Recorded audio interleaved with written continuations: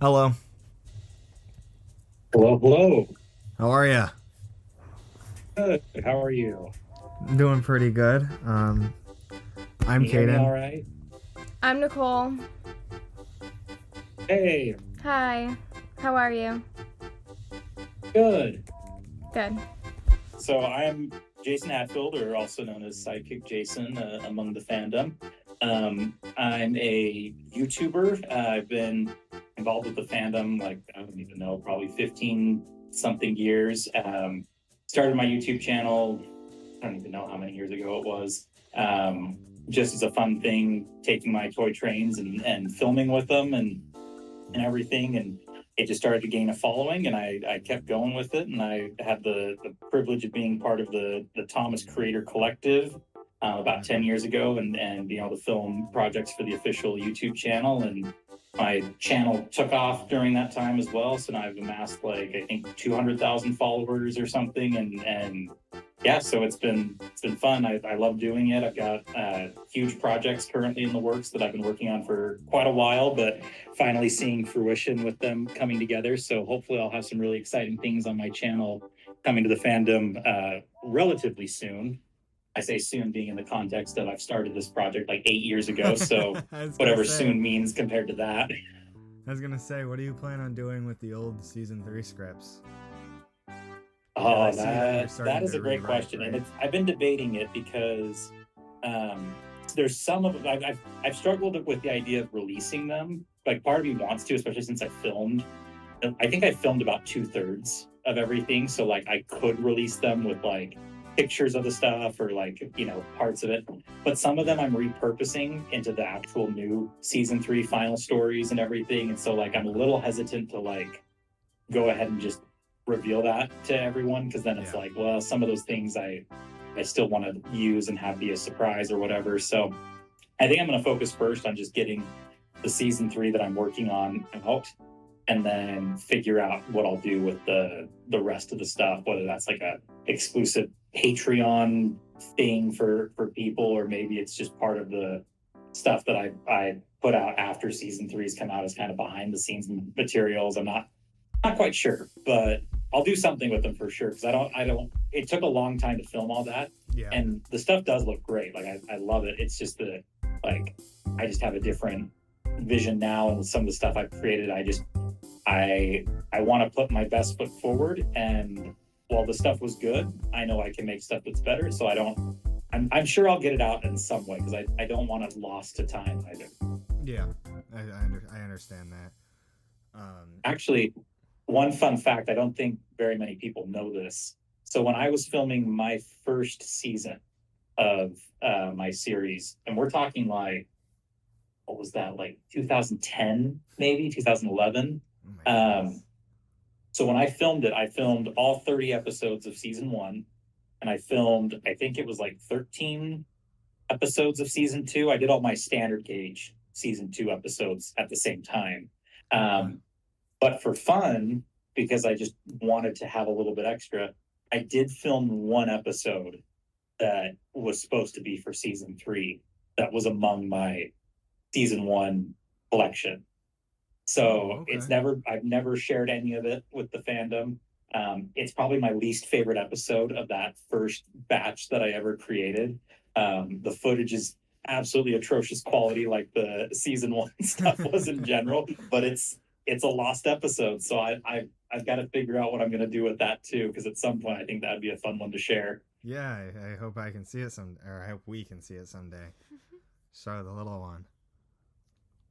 Yeah. So Um, we'll see. I'll have to figure something out with that. yeah, definitely. Um, I do just have one more thing to say before Nicole reads her question. Um, Mhm. not really a question, but I don't know if you remember, but uh, I want to say 6 years ago, around this time, um, I had reached out to you via Twitter, X now, um, asking. I don't know if you remember asking for measurements for the table that you made.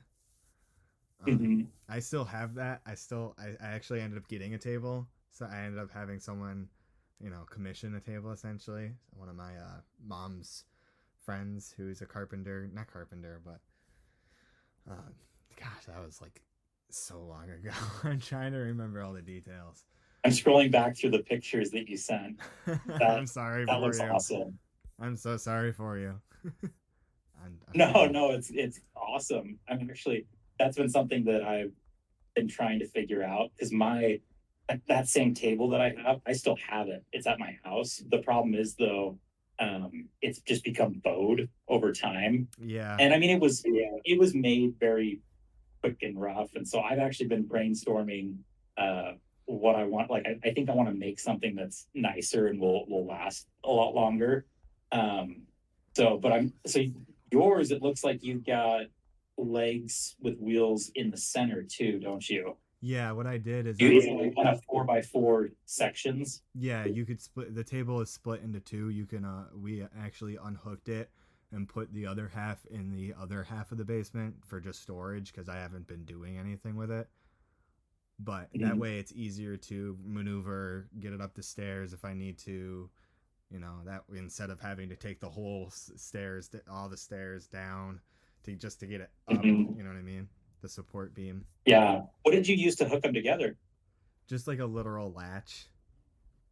Okay. I'll get a picture of it. I actually think you can't really see it. There's a picture that I sent you, and it has the two handles, and then there's the sky rolled up. Right there, you could kind of see the little latch. But I'll actually get a better picture of it later, and I'll send it to you. I'd love to see, because I'm still trying to figure out exactly how I'm going to design this new one, but I think I want to do something like that where it can connect, because I've done some research on the actual table that they filmed with at Shepperton. Yeah. And apparently, to scale, if I were to match what they did for Tomy Trackmaster size versus the Gauge 1, I need to make the table 8 foot by 10 feet. And so I'm trying to figure out if I want to do something kind of modular, because apparently they did the same type of modular setup with the Gauge 1 thing. So I'm trying to figure out if I want to do something where it's like a 4x4 grid with them each being 4 feet by 4 feet.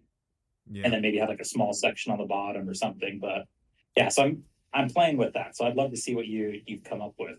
Well, I've seen the pictures of your new garage, and that definitely looks like it's big enough to do like an 8x10. But obviously pictures are a lot harder to tell than an actual person. I think it will be able to fit. My only concern with the space with the new garage is going to be like storage and everything, with the sheer amount of totes. Like, I don't know if you saw my posts about when I was moving back in like January, but my collection now is, and I'm not kidding, it is 70 totes. Wow. Of the buildings, the track, everything all together. Like it's just grown to an insane size. So that's my only fear, is it's like, I think the table will fit. I don't know if all the trains will fit at this point. Yeah, I know. I have so many that I've gotten even in the last like 2 months compared to what I had before in the basement. Now I just have even more, and I'm like, I don't know what to do with all this stuff. Yeah, I get that. Would you like to read a question now? Sure. I know, I'm sorry. For anyone who hasn't seen your work, how would you describe yourself? So my goal with Thomas, I think, has been kind of to capture that childhood wonder or charm of the TV series, but not just like a child watching the show, but rather more like when a child is playing with the toys. So my type of work, it's the toys, but it's built with the sets to look a lot like the TV show, with the grass floor, the sky backdrop, all the things. But instead of it being the models like what they did the original TV show with, it's with the toys. And so it's kind of bridging that gap where when a child watches my stuff, they're kind of seeing that in-between world where they have the toy that's physically in their hands that they're pushing around, and they've got the TV show that they've been watching. And mine's this kind of middle ground where it's got the toys they're familiar with, but it's in a style that matches the TV series as well, and kind of is this medium between them. And so I've tried to kind of fall in that line of preserving the legacy of Thomas and keeping the stories classic, and you know the Thomas we know and love, but also having kind of this new twist of having it be with the toys, but still grounded in the world and everything, and kind of have its own unique visual style with that, while still feeling like Thomas. That's kind of like what I think like I'm aiming for as well. Obviously not to the extreme of you. I know you are. I've seen some of the pictures like on Patreon and X, and what my vision is like each story is going to be like told by like a different person. So in each story, the models are going to look different. So they're obviously still all gonna be like Tomy Trackmaster, but like different, as in normal CGI face play Rail Thomas for one episode, and then like my custom railway series Thomas for the next episode. Kind of like being told by different people and the kids each different perspective on the stories. That's fun. I like that. Yeah, I think it'd be cool to just, because I have so many different models and I want to be able to use them all, and I think that's a good way to bridge each model together essentially. So I understand where you're coming from with wanting to make it the toy and the actual TV series. I understand how you.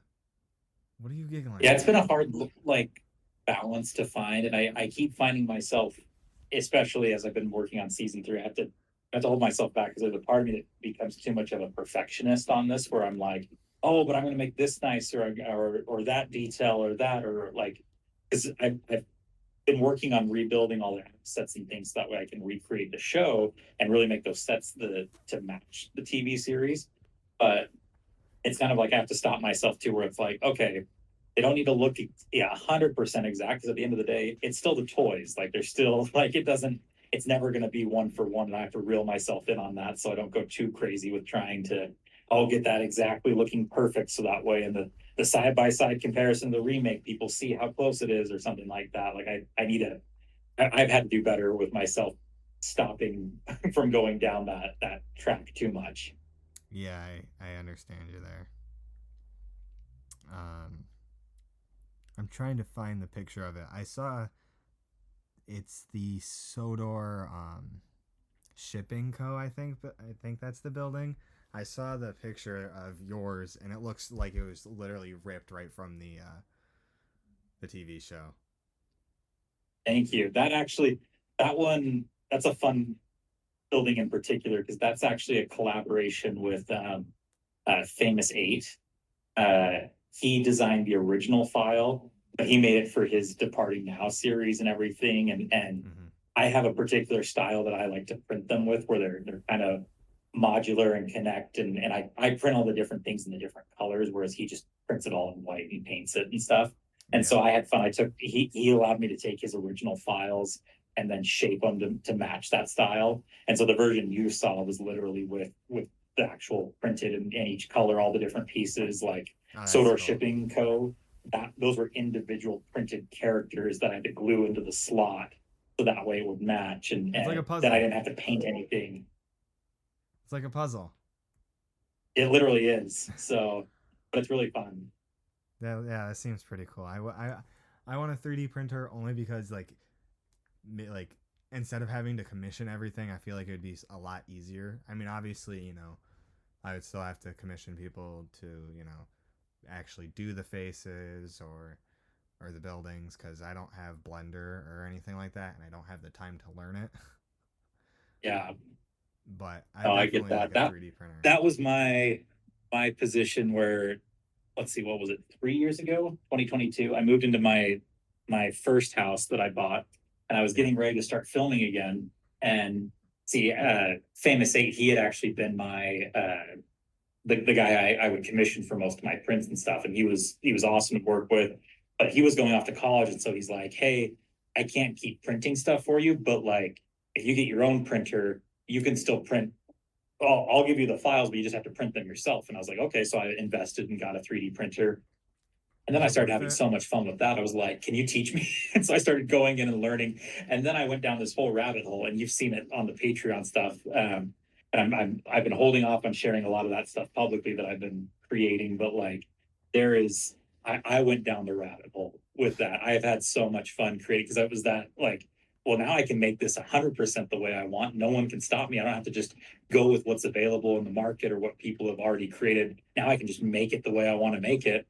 And so that's been fun. And you've seen it with all the different things I've created. I've truly been able to make the stuff exactly the way I want it and as accurate to the show as I've wanted it. Yeah. Yeah, so I assume it's worth it. It is. The only downside is the time, and that's where like I kind of have to like reel myself back in, because I'm like, okay, it's already been this many years. I wasn't expecting when I went down that rabbit hole of 3D printing that it would cost me an extra 3 years in production, but I think people, when they actually see the final product, will be like, okay, that was worth it, because that's pretty cool what I've been able to create. But it's just a matter of, yeah, it's extremely time consuming. Yeah. Nicole does have another question for you. All right. What's one thing you're known for among your friends and followers?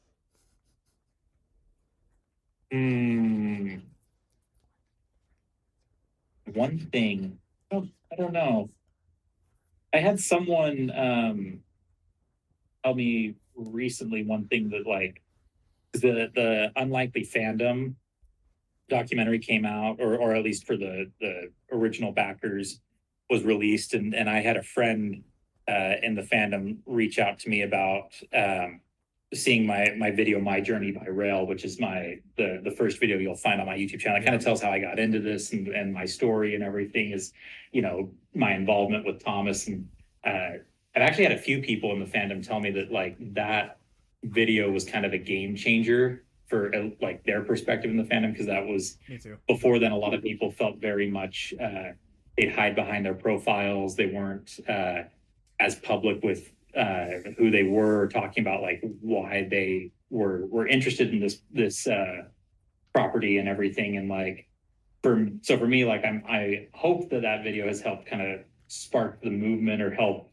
open things up to pave the way, so that way something like Unlikely Fandom and things like that are able to come about, where the fandom is able to be more open and share their own personal stories and not feel ashamed and all that. So I hope that's one thing I'm known for, was helping to open that up and get people to share their own stories as to why they're part of this fandom and why they have these connections and friendships and involvement and everything.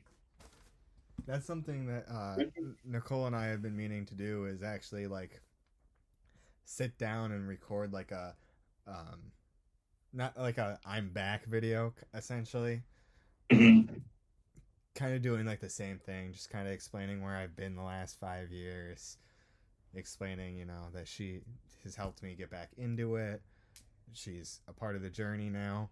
Our kid is going to be a part of the journey when they come. So I've got a question then before you go to the next one. So Nicole, what's I want to hear your perspective. Why have you pushed him to get back? What's been your draw to it? Good question. That's a good question. He's always pushing me to do the stuff I love. So I pushed him to do the stuff he loves. He's always talking about it and whatnot, and it makes him happy. He told me straight up it's something that makes him happy, and I asked him why he stopped, and he told me why he stopped, and I told him that I would help him get back into it. And next thing we know, there's trains in my room everywhere. Yeah, essentially. I just want to see him happy. That's awesome. And if I love that. If this is what makes him happy, I'm gonna support it. I got awesome. I got very blessed. I have to say that one. You hold on to her. Don't let her go anywhere. I'm trying not to. I'm trying not to. Awesome. Is that all right that we continue? I know it has been about a half hour. Yeah. And I know you said you're still Yeah, at no, work, you're so. you're good. You're good. Keep going. All right. So this question's gonna be a little silly. But it's one of the basic interview questions. Who's your favorite engine, and has that changed since you were a kid? I'll give you the same answer. So I got interviewed. I don't know if you saw the Thomas 80th anniversary podcast that Tom Denham did. No, I haven't seen it. So it was with Mattel. It was an official production that Mattel put on. So I got to work with Tom and Ian McHugh, and they interviewed me for only a small section of my interview ended up in the final podcast episode. But that was one question they asked me, and I struggled with it because I'm as a kid, I always loved Thomas, and I think I've always just gravitated towards Thomas, just because he's the title character, he's the main one. I don't know. There's something special about him and his blue style carrying his two orange coaches, and just the way I don't know. It's just iconic. Just love it. Yeah. But there is a part of me as I've gotten older that is constantly drawn towards Gordon. Like, I loved him as a kid, and I think he's always kind of been number two as a kid. But as time has gone on, I keep finding myself, like, as I'm writing stories or doing things for my own channel, like Gordon just keeps suddenly appearing a little more than Thomas, or I keep coming up with ideas and things. And I don't know, there's just something fun about his style, his personality, as well as like his size, his shape, like his coupling rods and how they move and everything is just, as a kid, was so fascinating. And he just looks so good carrying his green express coaches. And so as much as I want to say Thomas, because that's childhood me would 100% support that, I think I can't deny that probably Gordon is my favorite. Good choice. I have to say it's a good choice. I'm trying to think. I've always loved Thomas. I've always loved Percy.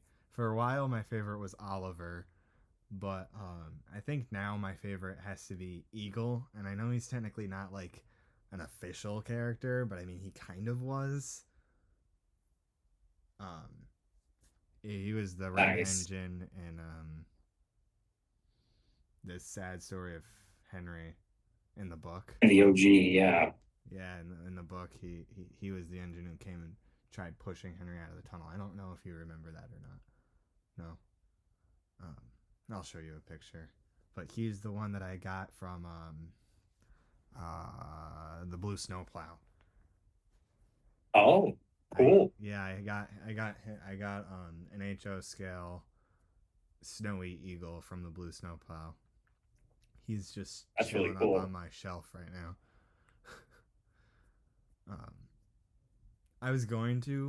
We were going to make it with actual models and whatnot for accuracy, but we just decided it's a lot more expensive than, just Tomy Trackmaster stuff. So we decided just what we have right now. I mean, that's why I started with Playrel as a kid instead of going to Bachman, because it was way too expensive.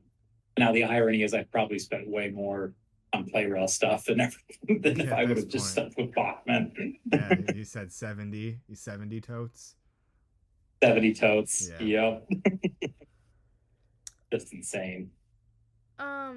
If your friends and followers are watching this, what do you want to say to them?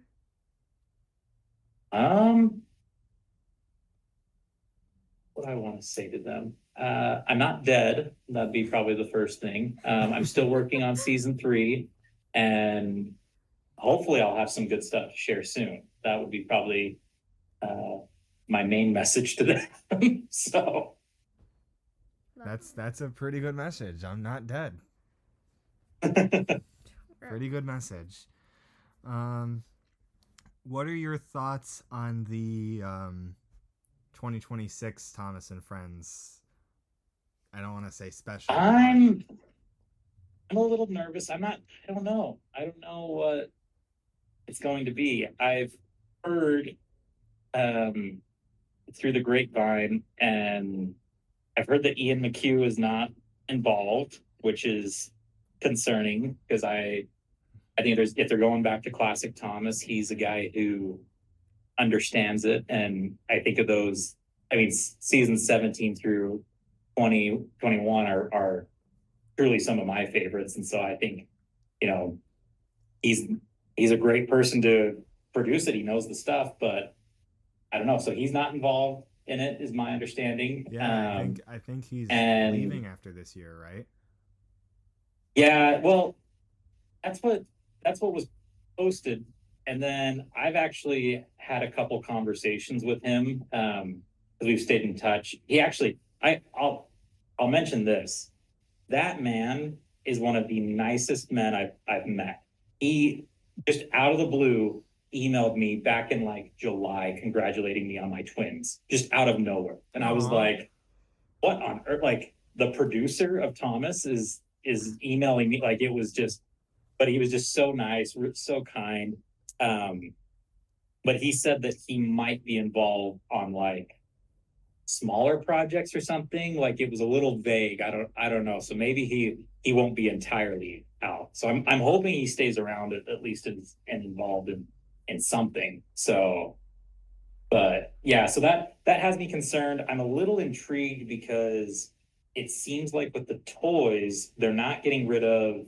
Well, they've kind of moved out from All Engines Go, and they're keeping the new style with motorized and die cast. I think we've started to see toys coming out that don't have the 80th anniversary logo on it. So I'm assuming they're going to continue into 2026. And then there's also been speculation from the stuff people are finding in China that's like the old 2019 diecast models resurfacing. So I think they're truly moving back to classic or CGI style Thomas, which is I think great. That's a step in the right direction. But now it's a matter of okay, what's it going to be? There was a book synopsis that was published. I tweeted it like last week or 2 weeks ago or something about it. And it's saying they're talking kind of a similar thing to that press release about old and new and honoring the legacy of Thomas and friendship and all that. And I'm like, that all sounds well and good, but now will they live up to it? Because I distinctly remember when the Trackmaster push along in 2019 when they were moving away from Adventures diecast to this new stuff. Before any pictures surfaced, that was the descriptions is this is more accurate, more realistic, all that like more detailed. And so I got high hopes for that, and turns out that was just a bunch of garbage. So I'm kind of worried we're getting the same thing where they're going to use all these buzzwords and pretend that it's we're honoring the legacy and we're doing this and that, but it's just the same old fluff and BS. So I don't know. I'm mixed. I'm hopeful, but I'm also a little skeptical. I don't know what's going to happen. Yeah. If considering everything that's come out this year for the 80th, I can't imagine what the 100th is going to be like. Oh yeah, that'll be crazy. But I think it'll also I don't know. It'll be interesting to see where the brand is at the time too. Yeah, some of the it's stuff not already dead. Like like I mean, it's been good to see this stuff with the 80th anniversary, but like, man, I remember when the 60th and the 65th anniversary as a kid. Well, even the 70th, like those were huge compared to what we've gotten this year. And when the 60th, yeah, I don't. I was born during the 60th, so. Oh man, now I feel old. We were both born in 05. So oh nice. I think I was in 4th grade. I got that Steam Along Thomas play rail set during the 60th. I remember distinctly. I think Calling All Engines was the special. Yeah. But they just had so much merch. It was unbelievable. And yeah, I don't know. It'll be very exciting to see what 100th would look like. I think if Mattel or whoever owns the brand was wise, they would do some pretty massive stuff, but who knows? Who knows at this point? I guess it's exciting for us because at least we know we most likely will be around to see it. I mean, it's only 20 years from now. So I know. It's crazy to think. crazy indeed. Would you like to ask another question, or do you want me to? What's your favorite thing about the Thomas YouTube community? I love the friends that I've been able to make. It was pretty cool for me because my introduction really to the fandom as a whole, like I was probably like 2015, because before, when I just did my channel on my own, I mean, I had people who would comment on my YouTube videos and stuff, and that was pretty much the extent of the community. It was kind of me uploading, putting stuff out there, and then getting responses from that. So it didn't really feel like I was part of a bigger community. It was just kind of my own thing and stuff. And then I got to know individual YouTubers, or kind of would stumble upon different ones who had their followings, particularly like Enterprising Engine 93, Diesel D199, Caleb Train, Percy Engine 619, UC Weapon. Like, they were kind of the main ones I remember from back in that day that I would go watch pretty consistently. And as time went on, once I got into the Thomas Creator Collective, and I wasn't involved with Twitter or X at the time at all, but Matt Mashad, Enterprising Engine 93, he reached out to me when I was getting recruited to the Thomas Creator Collective and stuff, and he set me up to meet with the producer and everything. And so once I got in, they were like, okay, well, we do all of our communications on Twitter, and that's where like the production chat and all the group stuff is. And so I was like, oh, well, I guess I better get on Twitter and get involved. And so I think it was a combination of being involved in Twitter and seeing the larger fandom, but also then having this group of coworkers who were part of the fandom. Because I don't think I would have been quite so open and I don't know. Stranger danger in the internet was definitely a lot more prevalent growing up, and it was pretty, adamant, don't go talk to strangers on the internet very much. And so I was very cautious on getting to know people and stuff that I didn't know. Yeah. Through the internet and everything. But then obviously these weren't just random people. These were my coworkers, and we're working on projects together. And so then we started to get to know each other. And then it was really fun, because especially like we were all over the world. I mean, Trent was in Australia, Matt was back east. You have people over in the UK, and then you had different people that were also in Japan and various parts of Asia and stuff. I had coworkers literally all around the world that I was talking to and stuff. And so for me, that's just been amazing, like having not just, I mean, they're friends, but also coworkers and colleagues and people I've worked on productions with, and have solid working relationships and in a lot of ways business relationships with, that are just all over the world. And like now, when it comes to like going and traveling in the future and seeing things, it's like, oh, well, if I go to that place, I'm going to reach out to so and so and visit with them. Like I've gone back east several times and met up with Enterprising Engine 93 and gone and met many people in the Thomas fandom around there, and I've been able to chat with Mike O'Donnell, the original composer, Yeah, and I've been able to become good friends with him. And he's someone that I've talked with, like, oh, if I ever, I want to go out there and visit someday. And of course he's like, well, yeah, so let's meet up and have lunch someday and do that. And so it's just, I don't know, it's so neat to just have these friends that are literally all over the world, and they're just accessible, and we all just share the same common interest. It's awesome. I don't know. I don't know how else to describe it. Yeah, no, I understand completely. Gosh, like 6 years ago, I talked to Mike. A really bad conversation. Like, I was like 13. So, 13-year-old fangirling, essentially. But I reached out to him about 2 weeks ago. Yeah, that guy. I had made a Eagle theme, obviously, because Eagle is going to be a big part of my series, seeing that he's like my favorite character right now. And he left me on scene. I was so sad. I was like, we've talked before, man. But I'm sorry to hear that. No, it's all right. Well, maybe I'll have to reach out to him and give him a hard time for you. I've talked to Thomas Tank merch. They're pretty cool. Oh, they're amazing. Oh, I guess that'd be another thing I'd add to that. That was a cool thing, making those connections and being able to then go see the props in person with those guys. That was pretty incredible for me, because like my first exposure to Thomas was the sing-along songs and stories, and the 2 stories in there, Narrow Gauge, and particularly you've got Sir Handel and Duke in the Bulldog episode. And so then to go in person and see the props and like, wow, these are actually the same things, like that was surreal. Yeah, they helped me with the eye. They were telling me about the eye mechanisms, because I had asked them how they worked, and they were sending me a bunch of pictures of their Fergus. Oh, cool. I asked if they were willing to do an interview, but they said that their work schedules are kind of hectic. Yeah. So if we have any, it's made it hard coordinating, because I've only been out there twice to visit them, but yeah, it's not always the easiest to coordinate with them. Yeah.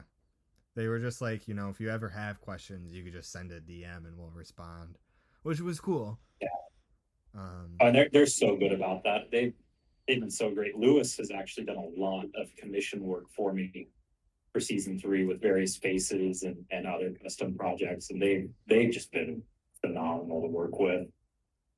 I've always, I think it'd be cool. The one person I've always wanted to talk to is Enterprising Engines 93. I think that's their name. I haven't watched them in. Well, I'll tell you, he is about one of the nicest people in the fandom that you could possibly meet, and is pretty much a friend to all. So if you need me to introduce you, I gladly would. Yeah, that would be crazy. That would be cool. I think that'd be a dream come true for a little old, like 7-8-year-old me when I used to watch that stuff. When we're out of this call, I'll shoot a DM over and I'll connect you two. Awesome. Thank you. That would be no problem. Yeah, that's awesome. Thank you. Sorry, I'm just in awe. This kind of question you've kind of already answered. So it's if you could collaborate with any other Thomas creator, who would it be? I mean, I know you've literally worked with the production of the original series, well, the CGI series with Ian. If I could collaborate with anyone, and I'm gonna kind of, I guess, twist the parameters of your question. Go ahead. If I could collaborate Thomas wise with anyone, I think Rob Galgaliers, the original art director, if I could collaborate with him on something, that would be like the pinnacle of my Thomas experience. Like, because I just have so much respect and love for his work, and how he was able to take Thomas from what it was visually in the Railway series and bring it to life to what we know and recognize as our beloved Thomas, and what then David Mitton was then able to do with bringing that to life with the physical models and everything. Yeah. And so, I think if I had to pick anyone that I could choose from, it would be with him. And I know he's probably wouldn't be considered part of the fandom or anything, but if I had to pick, and that was on my bucket list, I'd want to go with him for sure. Yeah, that's a pretty good pick. I definitely I would agree. I think I'd agree. Would you like to ask another question? Yeah. Where do you see your work going in the future? Like Thomas work, or like career wise, or like both? Which one? Okay, well, both. Okay. Both? Okay. Well, let's see. For Thomas wise, my goal is right now, and as it's been for the past 8 years, is just to get season 3 completed. I think the thing is, though, is I've had eyes bigger than my stomach with some of the stuff. Like when I was originally filming season 3 back in 2017, I wasn't just filming season 3, I was filming part of season 4 and even some ideas of things that I'd love to do eventually for like a season 5. And so for me, the dream is get season 3 done out the door and then move on to the next big idea and stuff. I've kind of mapped out a roadmap of what I want to do with season 3, season 4, season 5, and even up to like I think season 6 or 7, each with kind of center focal points of their stories. But also I've got tons and tons of story ideas and stuff that I've worked out. So there's a lot I'd love to do in the long term. With that, it's just a matter of getting first through the things I've got to get done first and make that happen before I can move on to the next things. But I think once I get season 3 out, it's at a place now where I've elevated my style that I think it will make the rest of this really easy, where I don't have to remake all these buildings and I have to create all these assets and stuff because I'll have a lot of that. So I think subsequent series will follow quickly, but I think that's the long-term goal with my channel is first to get season 3, then 4 and 5, and just keep moving on. I don't really have any goals in regards to like channel size or growth. I'm very content with the size of audience that I have. I think 200,000 is more than I ever imagined I'd have. I mean, I always thought it'd be fun to have 100,000. Just because of the plaque and everything, kind of the milestone. But so with literally having doubled that, I'm far content with what I have. So I'm for me, the interest now is more making content that I enjoy and that other people love. In regards to my career, Thomas has been like a huge influence in getting started in my career. I mean, obviously having worked as part of the brand with filming for Mattel and everything back when I was in college. And that it's funny, Thomas has ended up being a significant part whenever I've interviewed for jobs or different things. They'll never like people won't remember my name, but they'll remember that, oh, that was the train guy, or that was the Thomas guy. Yeah. And in fact, actually, I started a new job back in February of this year, and the president of the company knew who I was and really liked my work. I had interviewed with him, but it was funny, he couldn't remember my name. I think at least for like the first month, he just literally like drew a blank. But so he would always call me Thomas the Train, or he was like, oh, T-Train, or what, like he'd have some nickname spin, but it's left that memorable impression. But Thomas also, like, it's gotten me, I do brand management, marketing for my career, and Thomas has been a huge factor in that because, you know, I love the toys, I love the products and everything. And I mean, growing up, there were such good, awesome product ranges that they had and stuff. And so it's kind of been fun learning from that and getting into the world of consumer packaged goods and launching products and creating them and stuff. And I don't know, Thomas has been such a unique thing that it's allowed me to open doors and learn for other stuff as well. And so now with having my career in brand management, like, I don't know exactly what I'm plan to do long term because I've jumped around. I've been I've done Thomas, I've done small business restaurants, I've done real estate, I've done candles and air care, home cleaning products, supplements. That's cool. And currently now I'm working on RVs, so I've kind of jumped around all over the place, and I don't know where it will lead me next. I don't have a particular goal or exact thing. I kind of will see what opportunities arise. Yeah, I think that sounds awesome. Thanks. Yeah. So you say you do marketing. Mm-hmm. So I know this is really off topic, but do you like it? Because that's something I try to get into. I try to get into marketing. Do you like it? I do, yeah. So for me, it's funny, Thomas ties into like how I got my start into marketing because I was a freshman in college. I had just been hired for the TCC, and I was in an intro to marketing class. I had never had any real prior experience with marketing or anything. I had my channel, I think I had about 3,000 or 4,000 subscribers at the time, but it was in that intro to marketing class and learning all the different principles of marketing and everything and providing value to your consumer and all of that I basically took my channel and used it as my playground to take those principles from that class and apply it. And that's when my channel took off. I think within a year and a half, I was at 20,000 subscribers. Like I quadrupled the size of my channel, and then, you know, it never stopped. And now I'm at the size where I'm at now. But that kind of gave me my first taste into it. And I love creating things that make people happy or provide value to people. And so that's what I love about it. Because I'm not just on the marketing side of like just communicating or running social media or messaging and that type of stuff.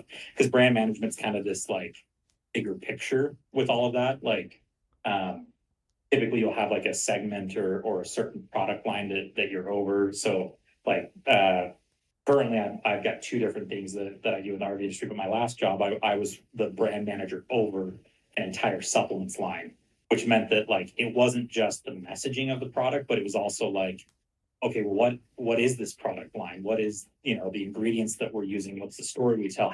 What should the portfolio be? What products should we launch? What products should we discontinue? It's kind of everything around it. And that's what I really love. I like messaging's fun and I enjoy that part of it too. But for me, it's kind of having that bigger picture, kind of center of the wheel business strategy part of it that gets me really excited.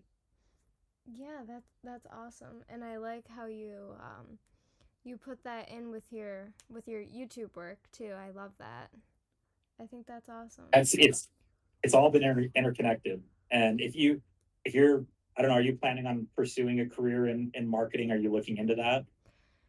You know, honestly, if I can't get it, so my original career was criminal justice. So if I can't get anything out in that field, then yeah, most likely, because I tried a marketing job and it was a scam, but it's still something that I would like to pursue.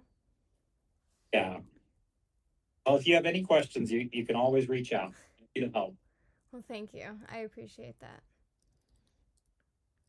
Go ahead.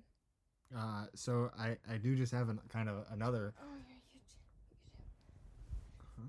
I don't know if you heard Caidan too. About the YouTube plaque? That's what I was getting at. Oh, okay. I'm sorry. So you have a YouTube plaque, I assume, like 100,000 I do, subscribers. Yes. That's so cool. I'd love to just see it. You know, just touch it. I have two. I've actually got one sitting here right next to me.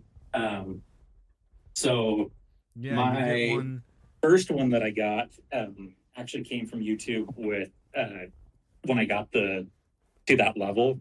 But it was funny because I don't know, that's like my one plaque. And so I was very careful about it because it's like this, you know, there was a lot that went into get this plaque and many years and hours spent creating content, and it took a lot of work to get there. So I was very hesitant of like, I don't want to like lose this thing or break it or take it, like, because people would be like, oh, you need to hang it up in your office, or you need to, you know, put it with your other awards at work or whatever. And I'm just like, but that, like, I don't want something to happen to that or whatever. So anyways, I reached out to YouTube and I got a second plaque. So now I've got two. Is the second one for like because you reached 200,000? Is that when you reached out? It's literally just they'll let you go and order one. You have to pay for it, but once you've passed 100,000, you can go order a second one, like a replacement one if you wanted to. Do you have to pay for the first one? Oh no, it's completely free. Okay, that's what I thought. Okay, so that's good to know. How long did it take you to get it? Like for like the 1,000, what is it? 100,000 subscribers. How long did that take you in order to get the plaque? It was pretty quick because there's a dashboard thing that pops up once you start to get pretty close to 100,000 in like YouTube Studio, and then it kind of shows like once you've like reached that. And then I think I'm trying to remember how it worked, but there was like a notification that came in, and I think there was also an email that was sent to me, and then you just had to go in and they sent you to this special portal that they have where it's partnered with the people who make the plaque, and they like have you fill out the form of like, okay, what exactly do you want it to say? What's the shipping address? All of that stuff. I think I got it within like a month or two after I passed 100,000. Like it wasn't crazy long. It's not bad actually. No, it's not bad at all. That's awesome. What was that? I said we both said that's not bad. That's not bad at all. And then I said that's awesome. Oh yeah. No, it was pretty quick. So the funny thing is, I was surprised. So I did mine I did SideKickJason in all caps, but they let you just put whatever you want on it. At least for like when you make yours. I was like, really? I was surprised because I guess you could just like make one for any channel if you wanted to, even though. But I guess they know if it takes a lot to get there, so someone's probably not going to just blow it on something silly. But it just did kind of make me laugh. I was like, oh, this is literally free for all. You can just put whatever you want on the platform. That's awesome. That'd be so fun. I love that. That's funny. So even if your channel name doesn't match exactly what you want it, I think you could literally change it to like say your personal name or something. Like you can do whatever you want with it. I would hope so. I mean, to be fair, you spent all that time getting to 100,000. I would hope so. But yeah. This one's kind of Thomas related, but you said I want to say you said around 2017 is when you started filming for season 3. Is that correct? Mm-hmm. That is correct. Yep. How does it make you feel that we were both 12 years old when you started, and now we're 20 and have a kid on the way? How does that make you feel? It pains me. It pains me. But you gotta understand why it's taken that long. That's why I have to like remind people because it's like, yeah, it's a little ridiculous. It's been 8 years, but like I released my first season in 2012. I finished filming my second season. No, I had it completely edited and everything was scheduled for 2015 and 2016 for season 2. Started with the Thomas Creator Collective in 2015. And that's what I was planning and preparing everything for season 3. And so that's why I filmed it in the summer of 2017, because I had all the scripts together and everything. But the problem was I didn't get everything finished. I only had 2/3 of the stuff done. And my issue was that I was in the middle of college. I was planning on getting married the next year. And so, yeah, like I didn't have the space to film, and I had used that entire summer filming everything that I could. And I still had the content for like remakes and stuff, which is what I ended up publishing on the channel for the next 5 years. But I didn't have access to a filming space after 2017. And so that was a huge hurdle. And so then I was busy with school and getting my degree and trying to, 2017 I filmed, 2018 I got married, graduated at the end of 2019, started my first adult job in 2020, and I didn't have a space or at least a large enough space. Like I couldn't do the table and everything. It wasn't until 2022 was when I bought my first house, and that's when I finally had the space. And then I got down that whole rabbit hole of 3D printing and all the exciting upgrades and additions I've made on season 3 that I haven't really shared publicly on my channel yet or anything. And that leads us to today, where now I've got everything pretty much ready, and hopefully I'll be able to start filming something maybe in the spring or summer next year. So, well, fingers crossed. Good luck. No more delays. I'm done delaying it at this point. Like I need some stuff published. I feel ya. I filmed a couple episodes myself that I just never ended up doing anything with. I actually just on Twitter or X, I keep calling it Twitter, but you get it. Twitter will always be. Yeah, it'll always be Twitter. Yeah. I actually just posted a screenshot of one episode and then a clip of another episode yesterday that I ended up scrapping. I like the footage, don't get me wrong, but I feel like it could have looked a lot better. I also feel like it was rushed because there's no ballast anywhere. And that was like I remember. I don't know if you when you looked at the pictures, I don't know if you saw any of it, but a lot of it was just on the corner of the table, and I never cleaned it up. There, like, I don't know. Yeah. But that's something like I vowed like not only myself, but like to Nicole, to my mom, is when we actually do this, it's not gonna be a complete mess like it was 5.5 years ago. Yeah. Because like I like my layouts. For example, like I'm looking at the one where there's I'm pretty sure that's Eagle pulling the coaches. Edwards at the station with his 3 coaches. Um, I don't know if you can see that one or not, Oh but yeah. like I like that track layout, but it could have looked so much better if the ballast was underneath all that instead of on the corner there. Yeah. Alice will constantly be the enemy to us Tomy users, Yes, it will. but hopefully I mean, I don't want to reveal too much to the public, but you're on my Patreon, so you know that I have a solution that I've come up with. Yes, I do. I do. I'm not gonna say it, So, and I won't say it, and I won't spoil it, but I know exactly what you're talking about. and I think it's a pretty good solution. I think so. It's turned out pretty well, and now I don't have to spend the hassle of, because man, that was the worst part about making those sets, is trying to keep the ballast in its proper place, and then if it gets under the rails, and it's all lumpy and Yeah, uh-huh. just a disaster. And then you can always see it when it like one little piece gets on the rail. You can always Mm-hmm. see it, and it's The just engine like, then bounces in the shot, and uh, like, yeah, and then yep. you have to take the time to turn them all off, or re-record it, put Mm-hmm. them back in their original places. Yeah, Such a pain. definitely, I feel you on that one. Um, Do you mind if I say another one? Go ahead.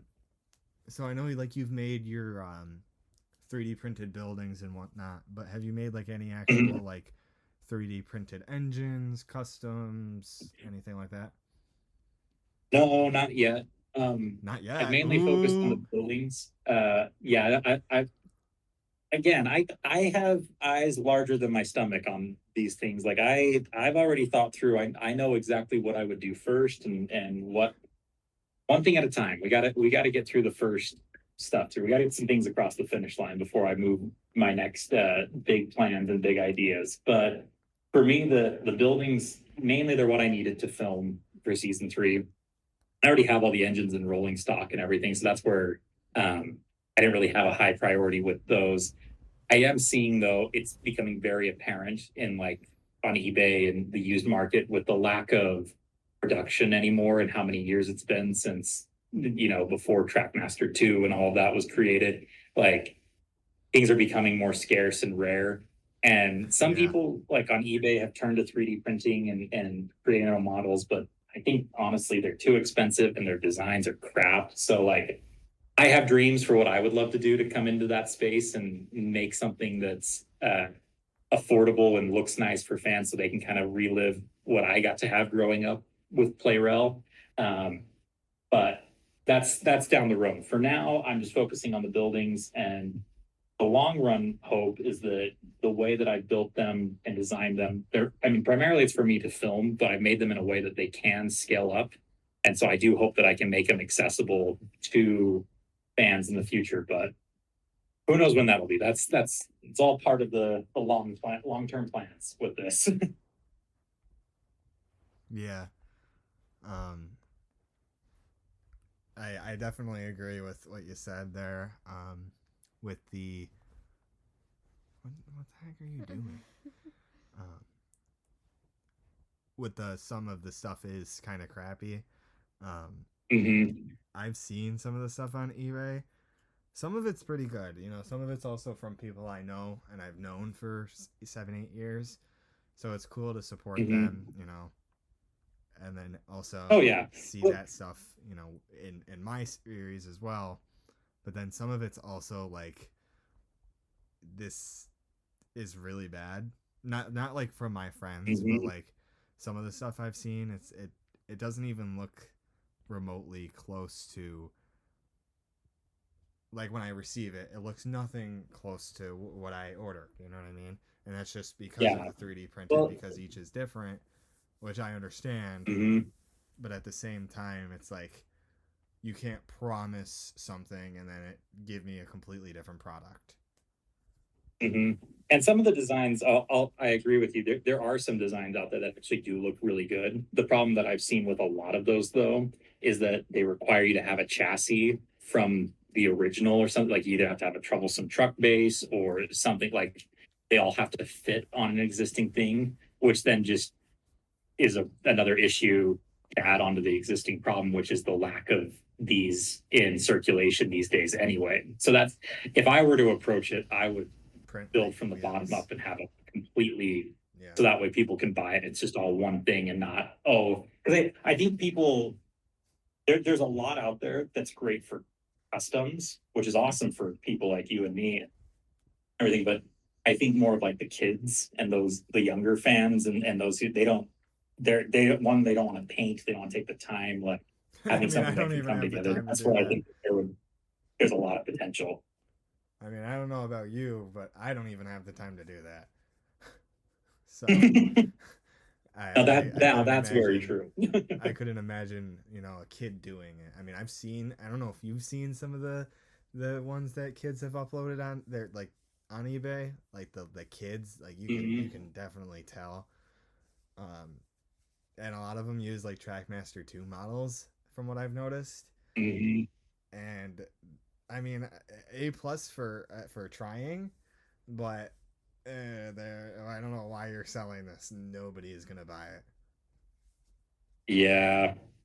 And No, not to be I mean, if I disrespectful. were to say like goals that I have with both marketing and Thomas wise, I think eventually, like being able, this is truly long term, but being able to launch a product line on Amazon that is something that can be, obviously because of copyright and branding, it can't be Thomas, but something that is complementary to Thomas, I think is my ultimate goal. That I would love to be able to have a brand that a set of products that I love that are compatible with it, but isn't gonna Mattel can't come after me because they don't own the copyright to British Railways in general. So Yeah. Well, if you ever yeah. get around to doing that, we'll definitely willing to help out any way we can. Well, I Yeah. mean, you see what I've done on Patreon, so just Yeah. know that my long term hope is to make that accessible to everyone. So I think that should give you a good idea of Yeah, what I've cuz got in the works. I think I even commented on it. I don't want to say it, but I think I did. Yeah, I've got lots on there. So Yeah. Yeah, I don't want to spoil I feel very secretive, like putting all these little plugs, but I also don't want to spoil it because that's where, like, I think the fun reveal when season 3 comes out, all the things coming together is going to be really neat. Yeah, I honestly I can't wait. It's gonna be nice to show our kid one day, be like, yo, this is what the fandom does. This is how big this Hmm. community really is. It's not just a train. It's not just a show about talking trains. It's like it's friendship. It's loyalty. It's working hard even when others doubt you. It's teamwork. Yeah, it's a good one. And All it's these not things coming together. yeah, it's not just a show about talking trains, and that's kind of like what I want our series to be. And that's like what we're planning on doing. Well, more so me, because I'm the one who kind of came up with the idea. She's just kind of chugging along with me per se. um, I came up with the idea of, and I know it's probably already done before, but kind of like making like books per se, so like four stories in a row that kind of all, like, the first three stories are like of different characters, and then the fourth story kind of ties them all together, and it teaches like a Mhm. bigger lesson. It's kind of like the books, different story arcs. um I'm really big on story arcs right now. Like, that's like my biggest thing right now. um Even if the Nice. episodes are 4 minutes long, or if they're 10 minutes long, I really hope they're not 10 minutes long. But even if they are, just that continued storyline, story arc throughout each episode until you get to the final episode when it's like you can really see that character shine from when the character was on the first scene in the first episode compared to the first scene in the last episode. It's like, wow, they've grown up so much, they've matured so much. You just tell them the writing, you know. And that's I've always wanted to be a writer. I've always loved movies and TV shows, and like I also, I know you know this. I know you know this, Nicole. I got into music for a while, so if nothing else, that kind of helps me with score. Like I said, I made eagles. I made an eagle theme. If you would like me to, if I may, I'd like to share it with you and get your Oh, opinion on it. please. I ended up putting. That'd be awesome. I ended up putting like a condensed version over a clip that I already posted to YouTube. Mm-hmm. So it's the same clip, but it's a actual like the theme I made, and I don't think it's too bad. I think it captures the essence of Eagle, in my opinion. Mm-hmm. But just in my headcanon, because everyone's headcanon is obviously different. Some people make Eagle a cocky douchebag, and mine, he's kind of like James, where he's prideful in his work, but like it's not. It's about teamwork. He's really like cheerful instead of prideful, if that makes sense. Like he loves what he does, Yeah. but he's not like, look at me, I'm the best. That's just my personal headcanon. I don't know why I just got into that. This interview is supposed to be for you. Oh, it's good. I love learning it. It's fun seeing what others are up to. But kind of an off-topic but kind of on-topic question. I know you don't really answer your Twitter DMs very much. Oh, I'm terrible at it. It's not intentional. I hope people know that. Like it is just I purposely have to turn off all notifications to Twitter. Like I just can't. It's just too much. And so I'm really bad at getting in there and actually like responding. I'm always like, oh, I'll get to that later, and then I don't get to it later. So yeah, apologize to everyone out there who's ever tried to get a hold of me on Twitter. Do you answer Discord more often? No, I'm in Discord even less. I had to like literally find my account and log in for this call. Oh my goodness. Okay. I've only ever gotten on here to have specific calls with people before, so I don't even have very many friends on here. All right. Well, I guess we'll just DM you and see if you answer. If we need. Yeah, I mean, your messages on Patreon were a great way to get a hold of me because I do have those notifications on. And I do try to get into Twitter on occasion to check them. So I probably will get around to it. It's usually the message requests that are like the ones where I haven't seen them. Those get lost in particular. Well, I definitely agree. I think that the Patreon messages definitely helped. And also the fact that you also follow me and you followed me for the last 6 years. Yeah. I definitely think that helps a lot too. Because if you didn't, I think it would have been a message request. I think it would have. I mean, I think you still would have seen it on Patreon and been like, okay, let me check. But it's definitely easier to see in your actual messages compared to your message requests. I will say though, Twitter is better than if someone tried to get a hold of me through Instagram or Facebook through my YouTube accounts there, because those I don't even log into super often. So at least Twitter is slightly bit better. But yeah, I'm just bad overall. I get it. All right. This is, I think, the longest interview we've had. I feel like we. Yeah. Do you think you want to? Glad I could. I do have to head out in just a few minutes. So. Yeah. So I was actually just asking her if she wanted to wrap it up. Would you like to ask the final question? Sure. What advice would you give to someone just starting out in the Thomas fandom? my advice would be to focus on what you love and stick to that. I think too often and far too common in this fandom is people get caught up either with pursuing some sort of following or trying to fill a social gap or something that they focus too much on how big their following is or trying to foster a certain community or they kind of want to be the popular one or whatever, and so they want to build up that. I don't see it as much nowadays. It used to be more common before all the YouTube COPA stuff in like 2020, but I think there's a lot of people who also kind of got into it solely with the intention of making a profit off of it, which I don't think is necessarily bad, but I don't think it's. I think your initial drive has to be that it's because you love this. Because even if you create something and post it, and whether it doesn't get enough views or doesn't get enough comments and a positive response from people, that shouldn't matter. Make things that you love because you love it. And I think if you do that and focus on that first and foremost and making yourself happy with what you're doing, I think everything else will just fall into place. I don't think you have to worry about chasing anything else and let this hobby truly be a hobby. Don't let it be your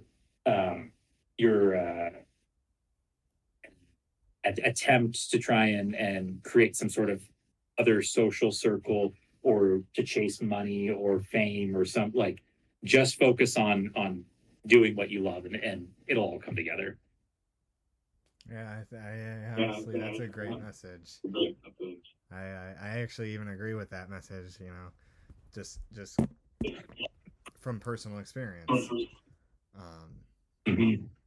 I think you'll see too many people in the fandom. They'll make something and then because it didn't go viral the first time or it wasn't the biggest thing or their stuff was not as good or didn't like there's constant comparison people do in the fandom, and I would just say don't worry about that. Just focus on if you made something and you're happy about it, that's what matters. Yeah, share it for others to enjoy, of course, but don't get so hung up on needing validation from other people in order to do it. I agree. Yeah, I love that. I love that a lot. That's some good advice. Oh, yeah? Thanks. Yeah. All right. Well, we will let you go. Thank you for the time. Thank you for the opportunity. We appreciate it very much. Of course. Glad I could. Do you have any other final words? I don't think so. Again, thank you for your time. We appreciate it. Yeah. So we're sorry that it's lasted an hour and a half. I wasn't expecting it to go on this long. No, all good. I purposely planned it so that way I didn't have any interruptions or anything, so we could chat and I could give you guys my full attention and we could have some fun with this. So I'm glad this has worked out the way it has. Well, yes, thank you very much. We both greatly appreciate it a lot. Good luck, raising your kiddos. I mean, I'm sure we'll obviously talk. And you guys as well. Keep me posted. No, we will. We will. We will, for sure. All right. Well, I'll talk to you guys later. All right, sounds good. Have a good one. Bye. See ya. Bye.